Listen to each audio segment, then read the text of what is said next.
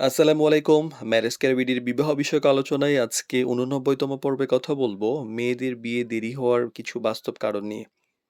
তো বর্তমান সময়ে অনেক পরিবারের একটা সাধারণ উদ্বেগ তৈরি হয়েছে মেয়েদের বিয়ে দেরি হচ্ছে। কেন বিয়ে হচ্ছে না এইসব বিষয়ে। অনেকের দেখেছি বয়স ৩০-৩৫ পর্যন্ত হয়ে গেছে। শুধুমাত্র উপযুক্ত মানে সম্বন্ধের অভাবে এবং সম্বন্ধ আসলে দেখা যাচ্ছে ডিনাই করা হচ্ছে। এবং নানা জটিলতা তৈরি হচ্ছে এবং শেষ পর্যন্ত বিয়ে দেওয়াটা একটা সংকট তৈরি হয়েছে বাবা-মার কাছে। আর বাবা-মা যখন মারা যান তখন তো আরো বড় সংকট তৈরি হয়। তো এই বিষয়টা শুধু যে একটা নির্দিষ্ট কোনো কারণে হয় তা নয়, বরং বিভিন্ন বাস্তব কারণ একসাথে কাজ করে। তো এই বিষয়টি আবেগ দিয়ে নয়, একটু বাস্তব দিয়ে বোঝা জরুরি। আমি কয়েকটা ব্যাপার নিয়ে একটু কথা বলার চেষ্টা করছি। প্রথমত হচ্ছে যে অতিরিক্ত শর্ত। মানে অনেক সময় দেখা যাচ্ছে কি যে পরিবার এবং পাত্রীপক্ষ খুব নির্দিষ্ট কিছু শর্ত জুড়ে দেন।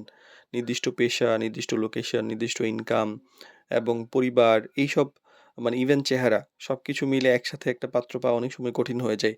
ফলে মানুষ বছরের পর বছর শুধু অপেক্ষা করেন, ম্যাচ করে না। আর উপযুক্ত ম্যাচের যেই অভাবটা সবসময় যে প্রোফাইলের সঙ্গে মানানসই সবার জন্য তো হয় না। শিক্ষা, মানসিকতা, দিনদারিতা, পারিবারিক পরিবেশ এই সবকিছু মিলে উপযুক্ত ম্যাচ পেতে অনেকের কাছে সময় লেগে যায়। আবার পরিবারের মধ্যে সিদ্ধান্তের অমিল থাকে। অনেক ক্ষেত্রে দেখা যায় যে পাত্র-পাত্রী পছন্দ করে, পরিবার পছন্দ করে না। আবার পরিবার পছন্দ করে যে পাত্র-পাত্রী পছন্দ করে না। এই দ্বন্দ্বের কারণে একটা প্রস্তাব এগোয় না। আবার সামাজিক চাপের ক্ষেত্রে অনেকে তুলনা করেন। যেমন হয় কি অনেকের বিয়ে হয়ে গেছে, সংসার ভেঙে গেছে।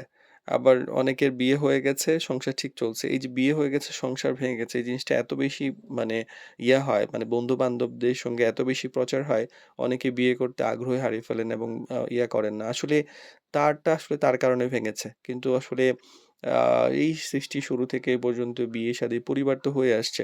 তো আমরা যদি সুন্দর করে পরিবার পরিচালনা করতে পারি, তাহলে এই ভুল ধারণা থেকে আমাদের বের হয়ে আসা সহজ হবে। আর যোগাযোগ বা কমিউনিকেশন এর ক্ষেত্রে অনেক গ্যাপ।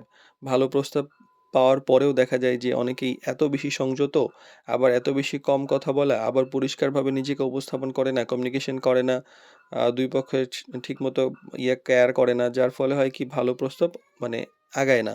মানে পোলাইটলি সরে যায়। আর বাস্তবতা অনেকেই মানে না। যেমন ধরেন বিবিএ ফ্যাকাল্টি থেকে সাধারণত ডাক্তার, ইঞ্জিনিয়াররা চায় না।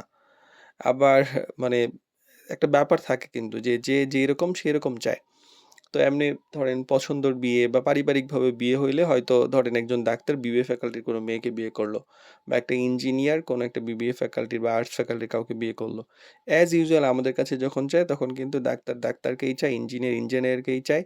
কিন্তু দেখা যায় যে আর্টস বা কমার্স ফ্যাকাল্টির যারা সুন্দর মেয়ে আছেন, অনেকেই আছেন ভালো ফ্যামিলির, উনারা ডাক্তার ইঞ্জিনিয়ার চাচ্ছেন।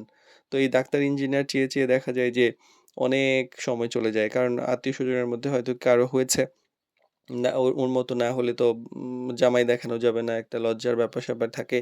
যার ফলে একটা বড় গ্যাপ হয়ে যায় যে অমুকের সঙ্গে ব্যালেন্স করতে গিয়ে মেয়ের বয়স হয়ে গেছে। অনেকগুলো আমার কাছে পাত্রী আছে যাদের বয়স ৩০ আপ, যারা এখন খুব কঠিন দুশ্চিন্তায় পড়ে গেছেন। এখনো পাত্র পাননি এবং এই যে পাত্র খোঁজার যে ব্যাপারটা ওনাদের কাছে কিন্তু আরো সংকীর্ণ হয়ে যাচ্ছে। আর সময় এবং ভাগ্যেরও তো একটা ব্যাপার থাকে। আসলে সবকিছু শেষেও একটা বাস্তবতা বা আল্লাহর তো ইশারা আছে যেখানে মানে আল্লাহ রিজিকে রাখছেন সেখানে হবেন। আর মেয়েদের বিয়ে দেরি হওয়া মানে যে আসলে সমস্যা এটা না। কিন্তু আসলে মানে এই যে আমাদের বেসিক কিছু ব্যাপারগুলা এগুলো নিয়ে যে সঠিক সিদ্ধান্ত নেওয়া হচ্ছে না এবং কোনো জায়গায় কম্প্রোমাইজ করা হচ্ছে না। যার ফলে ধীরে, ধীরে একটা হতাশা বা সমস্যা তৈরি হয়ে যায়। তো এর জন্য বাস্তবসম্মত চিন্তা, নমনীয়তা, ধৈর্য এই ব্যাপারগুলা যদি সমন্বয় করে আগানো যায় তাহলে হয়তো বিয়ের ব্যাপারটা সময় মতো ত্বরান্বিত করা সম্ভব হবে।